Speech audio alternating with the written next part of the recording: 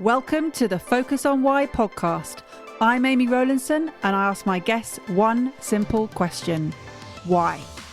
Focusing on the importance of why, I share with you the relatable, uplifting and inspiring conversations I have with people from all walks of life.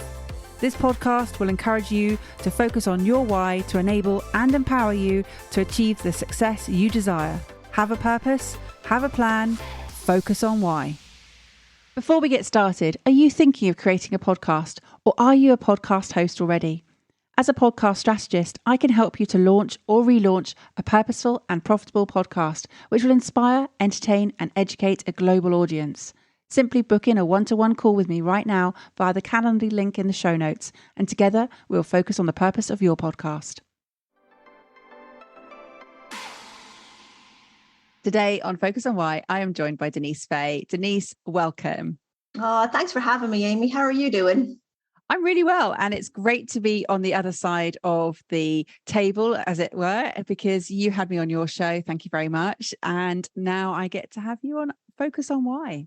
I know, it's so exciting, so exciting. Any opportunity to talk to you, because you know I love to talk to you.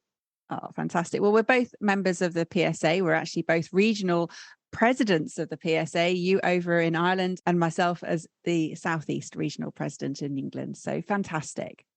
Oh yeah, look, it's all good. And it's exciting times now for the next little while because we've got the convention here in Ireland. So looking forward to seeing you in person, in the flesh then. Oh my goodness, that literally is a couple of weeks away from where right now. So amazing. Let's dive straight in. What is it that you're up to right now? What am I up to right now? Well, I'm just actually on the back end of my holidays. So totally had a great time with that. So I'm just getting back into things. And really right now, Amy, what I'm doing is restructuring the Achievers Club. So the Achievers Club is my membership, my monthly membership community that I have. And do you know yourself, it's been going for a year. We had a founders members at the beginning and there's lessons to be learned always in life. And so I was like, okay, what needs to be changed? So not necessarily going to relaunch the Achievers Club 2.0, but definitely putting some more structure around the Achievers Club. And I'm really quite excited about it. So tell me a bit more, why the Achievers Club? What's important to you about achievement? Yeah, well, you know, it's an interesting one. So my company is called Achieve Marketing. It's a funny story, which I will try to summarize it down into a few sentences. But when I went to actually create my own company back in 2005, I was like, God, you know, what will I call my company name? And, you know, it's an interesting one, like what, you know, how do you come up with your company name? And so I was walking down a road from where I lived down. I had a little, I got let go. I got made redundant and I was kind of going, God, this is obviously right up your street, right? I'm like, God, what am I going to do next? It's like, oh, I don't know what I'm doing. And then I saw a little part-time marketing officer role for an art center. I thought, you know what, that's going to keep me going just while I got made redundant. And as I'm walking down, because my plan was to set up my business, and what word now comes to mind? And I thought, you know what, I'm going to go with A, because A is always going to be top of any directory. So if you open up any directory, you know, if it's going to be in alphabetical order, A is the first letter. So I thought, okay, can I come up with anything as close to the top as I can? And so there's a lot of words.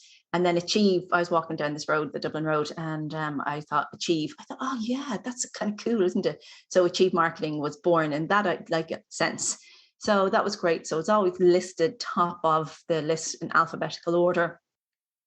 But then as I kind of, achievement was always, I suppose, a part of me. It's like a big value. But I did a bit of work with, when I say a bit, I did a good bit of work with Paul Davis, who was the regional president for last year for Ireland. And as it turns out, achievement would be a chief driver of mine. So I guess some things you don't know until you know. They're always kind of in the background. And so when it came to calling, I always had this idea of a monthly membership club. And I just thought it'd be a great way to connect with people on a monthly basis. Another one of my drivers, but we'll talk about that later on. So so then I came up with like a couple of names, and I had initially called like the Achievers Club, the Kaizen Club, because I think it's continuous improvement. I really believe in continuous improvement. And even if it's just one one way, which, I always say it doesn't matter if you're doing 1 mile an hour or 100 miles an hour, as long as you keep going.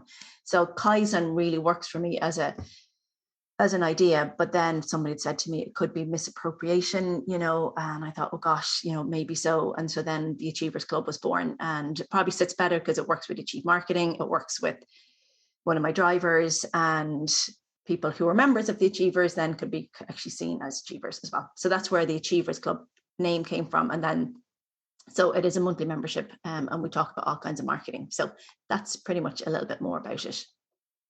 So achievement as a value for you, it is also one for me. I see it as a catalyst to change. I see it as about striving for excellence and seeking those incredibly positive, transformative opportunities. What does achievement mean to you, Denise? Yeah, you know what? And actually, after you had shared that one with me, and that was like a light bulb moment going, God, really, what does achievement mean to me? Because you're very strong and very specific about it. Whereas I think I was kind of like, yeah, more kind of vague about it, to be fair. But I think for me, both, it's like I'm achieving. So I'm constantly working towards something. Like and I'm constantly working toward a goal, or I'm constantly, and I don't like the word striving, but you're constantly pushing yourself a small piece, whether it's a small piece more or a large piece, right? Doesn't make any difference, as I said, but you're continually going, because I just think that we've got this one life where you gotta make the most of it. And whatever, that doesn't mean to say that you have to be climbing Mount Everest, or everybody has to be climbing Mount Everest. You could literally just be going for a walk every day, or playing with your kids every day, or doing something every day, but it's just to maximize the life that you have. So I suppose I still probably need to put some extra words around that, just to articulate it. And as a wordsmith, I should really be able to articulate it. But since you actually talked about that, I was like, God, yeah, I really do need to get to it. But that's in its most vaguest sense is what achievement would mean to me. And what's it you've got against the word strive? What have I got a word? Yeah, I think that what do I have against the word strive? Gosh, Amy, you put me under pressure now. Yeah, there's just something that, like, I think it's like, well, it's kind of like strive's got like a bit of a struggle in it, right? So we strive to get somewhere, we're struggling to get somewhere, whereas we're not striving, or like we're not struggling to get somewhere. You're actually, so there is if you look at it, because I do like looking at certain words and how they work. So strive could be like struggle and thrive all at the same time. So that's, I guess, what strive would mean. But like struggle is just hard. It's a chore. People don't really want to do it. And so if you actually worked on something, another word, and right now, if you're to challenge me, what's another word than strive? Like work toward, I don't really know what the other alternative would be now that I've kind of walked myself into this. But yeah, I just think there's something, and that's only for me, right? It's a personal thing. It's a word that indicates like struggle for me. And I think that life is tough enough. So why would we put ourselves under that pressure to kind of say I'm striving for something when it's like I'm working towards something?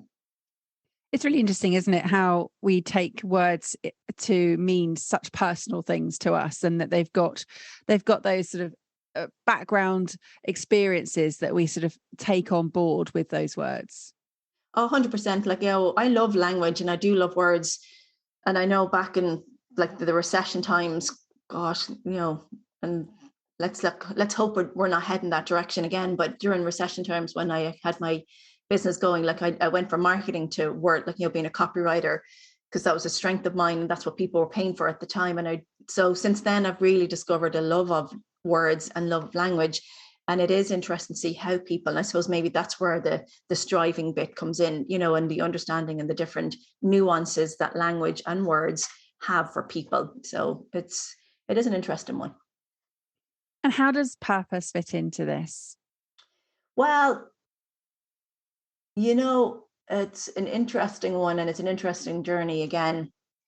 I suppose my purpose, like I will always say that my purpose in life is to help people to become more well-known, be a bit more visible in their niche. And there's so many good people out there like yourself, Amy, and there's like hundreds of other people who want to make an impact, who want to leave the world a better place. And yes, you want to make a load of money at the same time, right? But it's the people who want to make an impact that I'm really attracted to, and I'd like to think that they're attracted to me too. But so that would be the purpose. I think, my purpose in life. And I can only, it's interesting, as a consultant or a mentor, you can only work with one person one-to-one. So the Achievers Club means I can work with people on a broader basis, on a group level, but not on a group. Well, I suppose it is a group level, but so you can reach more people and create more of a ripple effect. So that would be where my purpose comes in. Like, again, it works toward my drivers, as I said to you before, like achievement is one of them. Caring for people is another one. Connecting with people on a soul level, that's another driver for me. Enjoying life is another driver. So if you look, and like, that's what probably leads to my fulfillment. And so if I look at those, the Achievers Club is only ever going to be a small group, so that I could know people and get to connect with people on a level where it's like, okay, you're not accessing the trainings, you're not coming to, ask me anything, what's going on, so that I can reach out and I could have that level of connection with people. And therefore that would actually help me, like, and I would care for them. It's an odd one, but that's how my genius drivers works with the club. So I think it's definitely more fulfilling for me, which means I'm doing more, and I'll do more for people than sometimes other marketing tasks. If I'm doing one-to-one marketing, sometimes I just get a bit bored, and then it's like, yeah, okay, that's not as fulfilling. And you're talking about things that are giving you those feeling of fulfillment. And what I want to ask you is, what does fulfillment mean to you? I guess it means to me, for me, fulfillment means that I'm just happy with what I'm doing. That I have like, I suppose it all kind of ties into itself, that I have a sense of purpose, right? So bit of a nerd, Amy. I'll self-declare myself a bit of a nerd. Like, I love marketing. I love talking about marketing. I love reading about marketing. I love writing about marketing. And so, because it's a great way to get you to become more visible, which obviously is all tied into the purpose. And so, when I'm fulfilled, I'm actually going, okay, well, all these creative ideas come in, and I'm like, okay, what will help my members? What will help my clients today? What can I actually tell people today? And okay, so sometimes there's too many ideas, right? It's like, oh, Jay, calm down, right? But it's that the creativity comes. I'm just more at ease, I suppose. I'm more at ease. I know I use the word happier there. I'm more content. And therefore, then anything else that kind of comes in the way, then you manage them things, like, all the other stuff, like, say family affairs, or, illnesses and stuff like that, or things that just kind of disrupt your schedule, because we all have those. And that means then you're able to just kind of manage them a little bit more. So marketing, where does the love come from? Where did it originate? An interesting question, because I did business and law in college in my primary degree, and I was all going to do the law. Like, I just happened to do business and law. I missed full law by 5 points. And so I did business, and I was like, oh God, and I was so upset and everything like that at the time.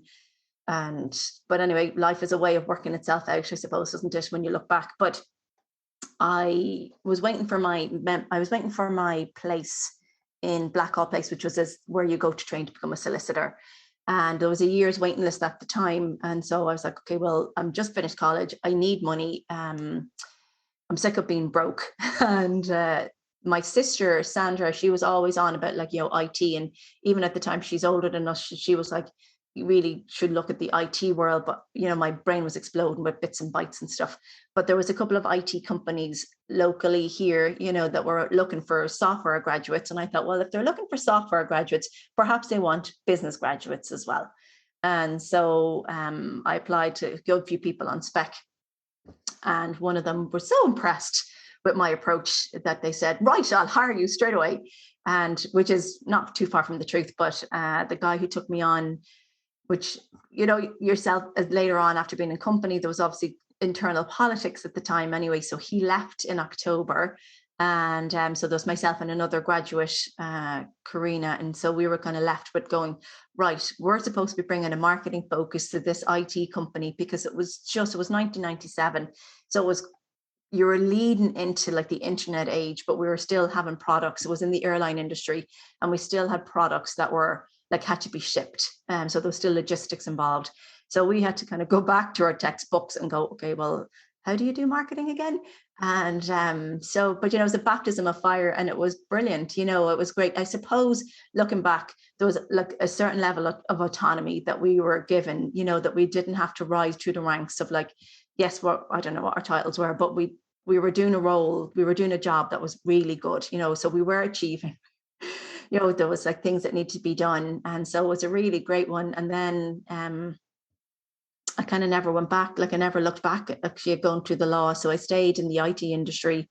So I went from that job to another one, got headhunted for another one who was later bought by an American company, stayed with them until they made me redundant in 2005. So it was really good. So that's how marketing came. So in 2000, I went back and I did my Master's of Business Studies in International Marketing, because the international element and the level of how culture fits into things, that was really interesting to me. But again, as I said to you earlier on, Amy, I'm a bit of a nerd, so I do love studying about it and having a grounding in like the principles of marketing, as well as the tactics and all that kind of stuff, all that goes with it.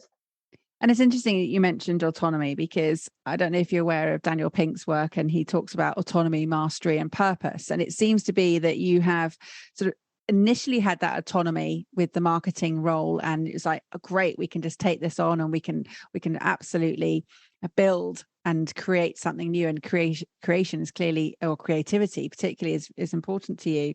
And then the mastery of it, of having that time and years, and then studying and building on it, and then building it into your purpose. It just makes so much sense that you've got those three elements. Yeah, that's quite interesting. I'm not familiar with his work, so that's interesting. I will be reading that book from now on. That's on my reading list. Yeah, that's interesting. And I suppose hindsight, it's interesting when you look back, isn't it, at the pieces that fall into place. Yeah.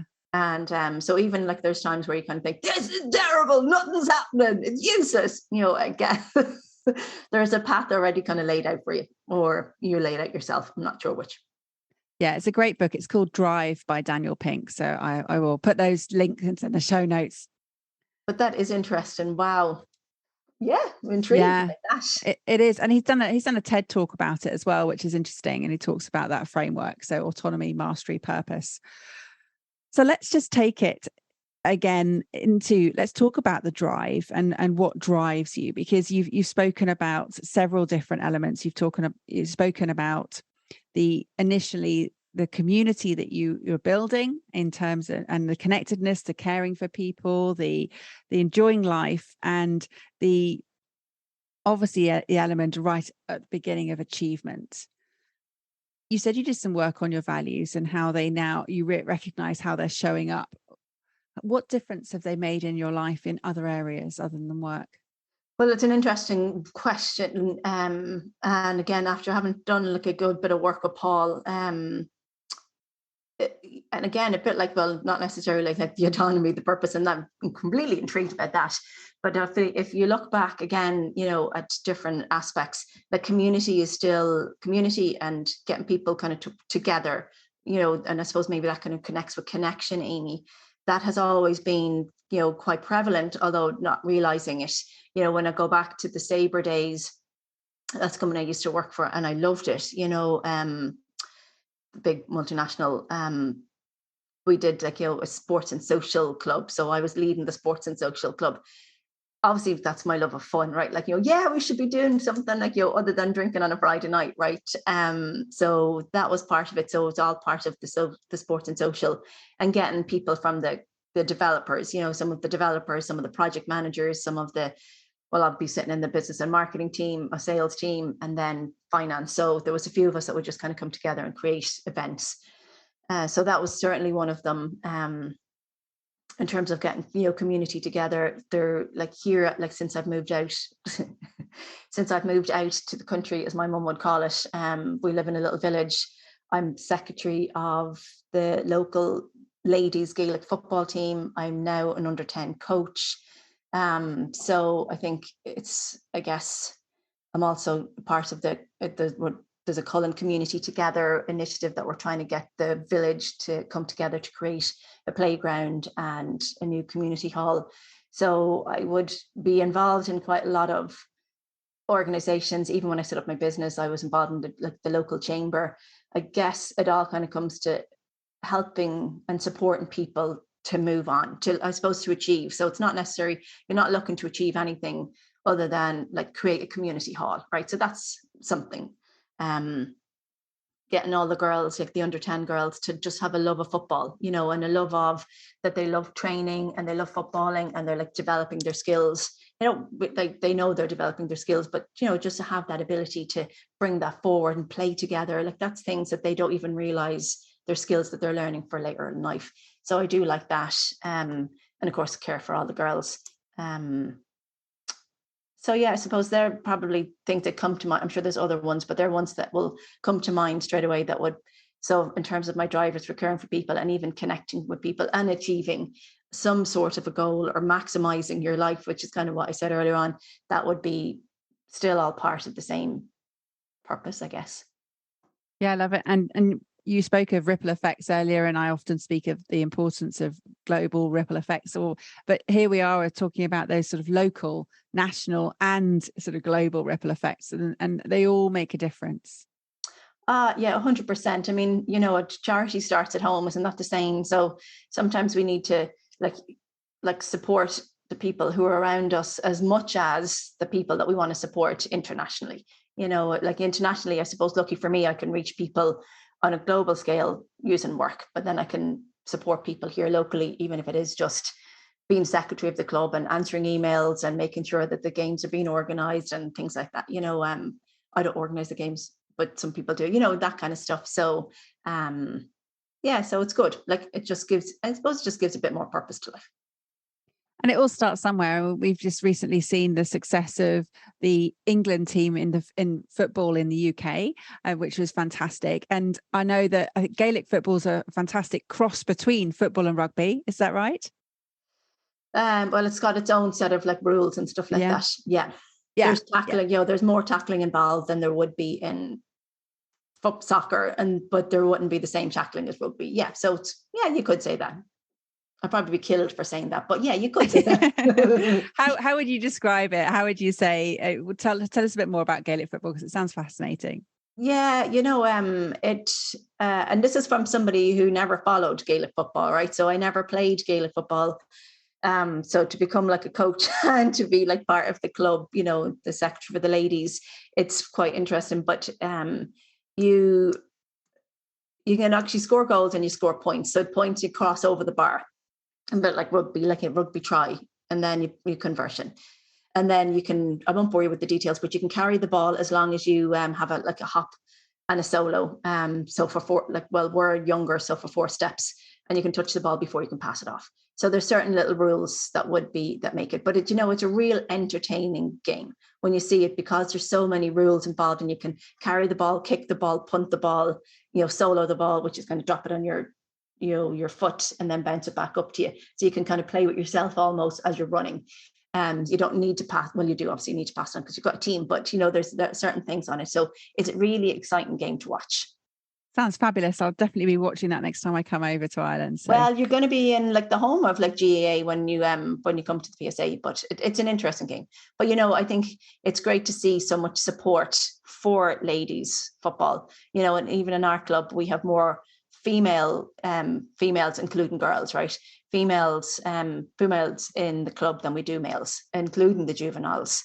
Yeah, so it's great to see that support for young girls in sport, because young girls in sport, particularly when they reach the teenage years, there's statistics to prove that they fall out of sport, and it's so good for everybody, for your mental health, your physical health, all the skills that they don't even know that they're experiencing. It's only us as older ones, that would know, teamwork, turning up, commitment, persistence, achievement, caring for your team, all those kind of values that they don't even know that they're developing, but they're developing. So sport is phenomenal for that, I think.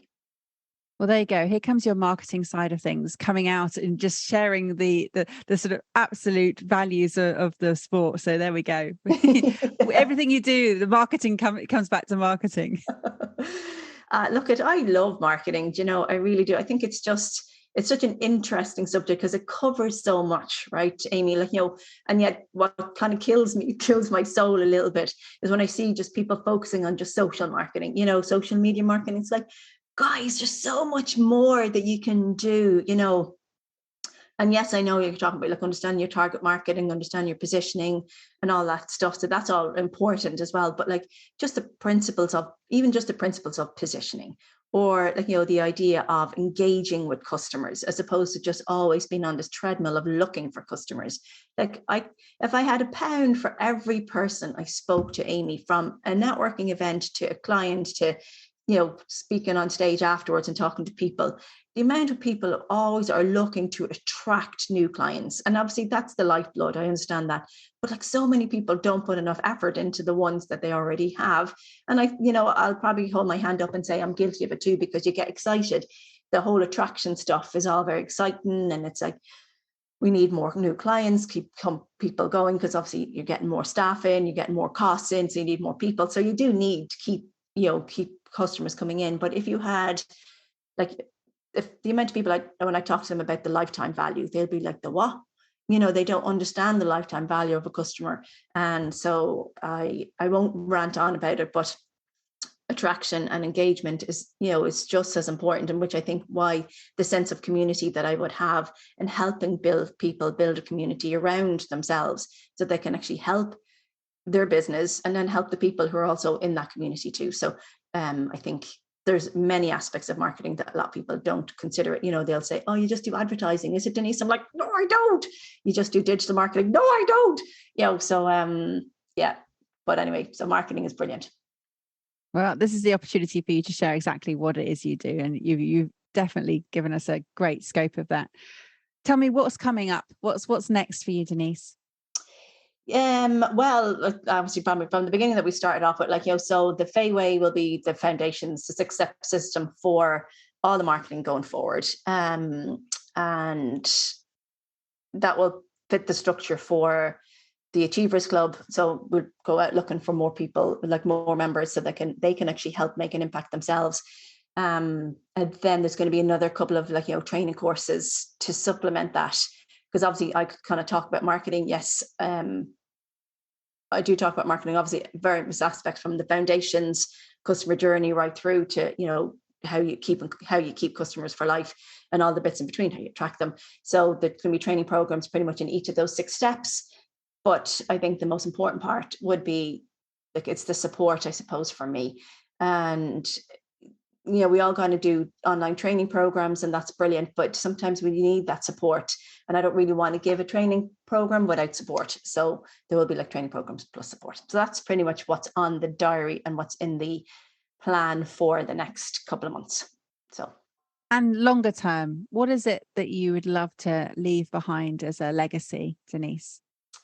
Yeah, you know what? It's an interesting one, Amy, because I have thought about that quite a lot, even over the last little while. And then I thought, well, what, because I hear of what's your legacy play and all that stuff.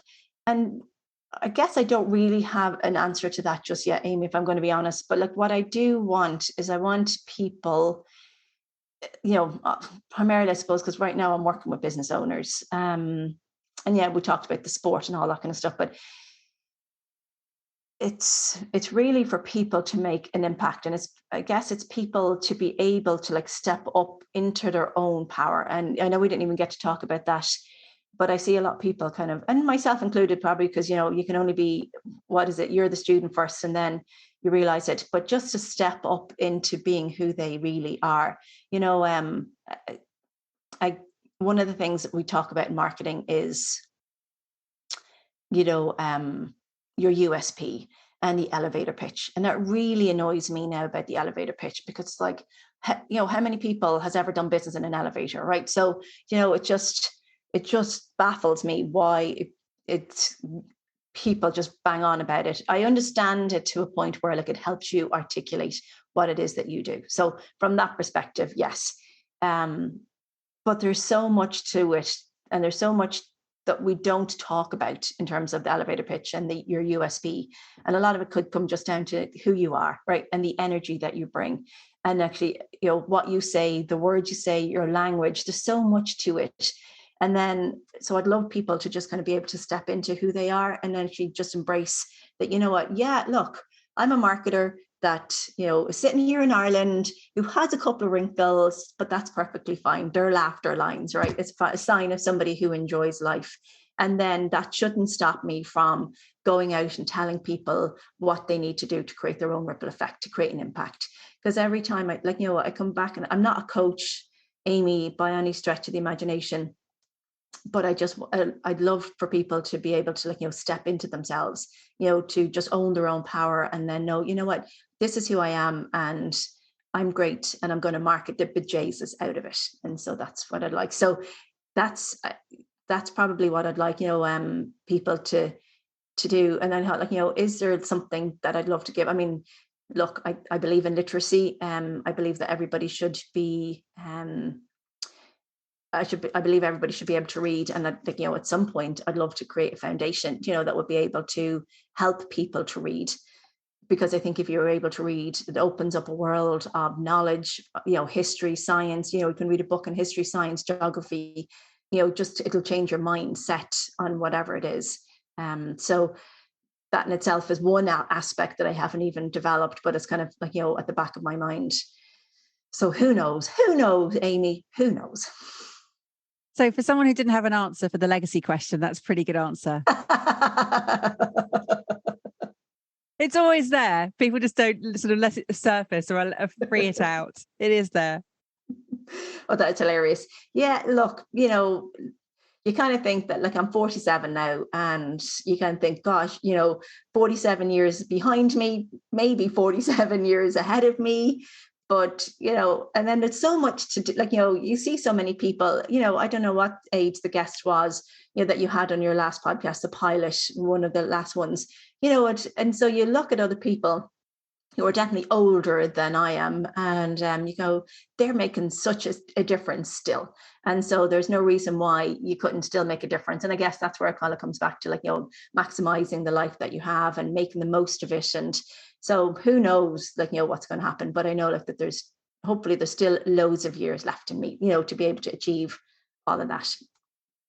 Yeah, it's interesting. You're referencing Cyril Mannion there, and his title was Never Lose Focus. So that's an episode to go look back again if you haven't listened to that one, episode 293. That was a great episode. He was a really interesting man, wasn't he?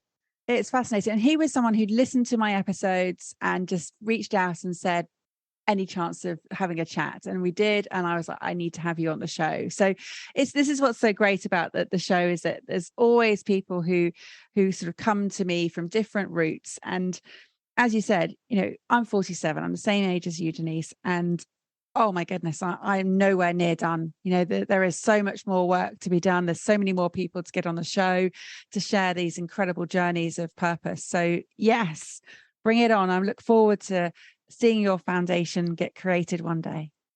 Yeah, look, there's certain things that has to be, and it's one of those things where I probably would tell people, sure, but you not think about doing it now, put steps now. But the reality is certain things need to be put in place, like the Achievers Club needs to be worked in a little bit more than what it is. I mean, we're only at 2.0 now. So the reality is there's certain things that needs to be done in terms of foundations. Well, foundations as in plans and routes to create a foundation that would support literacy. Or maybe it's not like that I would create my own foundation. Maybe it's that I would join with somebody else and support their, as long as they would have a mission for having, literacy, and that every boy, every girl can actually read and write would be wonderful. Because I think that if my granddad would always say, if you have education, you can travel the world. And it's true, and even if you don't want to travel the world, you can always travel the world in a book, and you get to know so much about the world, even from a book. Yeah, well, quality education is number 4 of the UN global goals. So there are plenty of people in the world who are looking to achieve that. Yeah. So we'll focus on one or two things first and then work on that one. But yeah, plenty more to do for sure.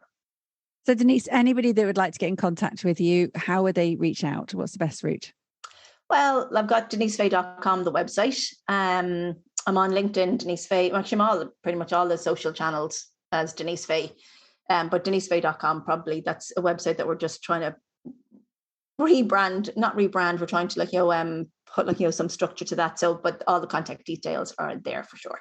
So love to talk to anybody. Perfect. Well, they'll all go in the show notes. So thank you. Denise, it's been a wonderful conversation. I really appreciate you taking your time to share your purpose, to focus on your why today. Have you got some final words for the audience, please? Yeah, I think I pretty much gave them away just a little bit a minute ago, Amy, if I'm honest. But it really is just if I could encourage everybody to just step into their own power, to realize what their own unique you, I know I talk about the you factor, but it's what is your you factor? And it's what's your values, what you talk about, what makes you, what makes you tick, your personality. I mean, I'm a big runner. We didn't talk about that, things that you do in your life. That's the stuff that you should really be marketing about, marketing on, talking about, because that's what makes you. Nobody can take it away from you. So if you can find out and discover what your own unique factor is, I think, well, you kind of know it anyway, but just actually take some minutes after listening to this, think about what really makes me me, and then go and market that, because that's what people can connect with. And it's all about connection. So I hope that helps.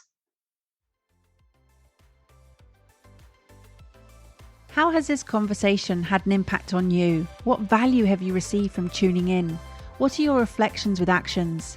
Please take a moment to leave me an Apple Podcast or Spotify review sharing how Focus on Why has made a difference to you today. Remember, the conversation doesn't end here. To keep it going, simply connect with me on LinkedIn, Instagram, Facebook or Twitter, or join the Focus on Why Facebook group. All the links are in the show notes. Have a purpose, have a plan, focus on why.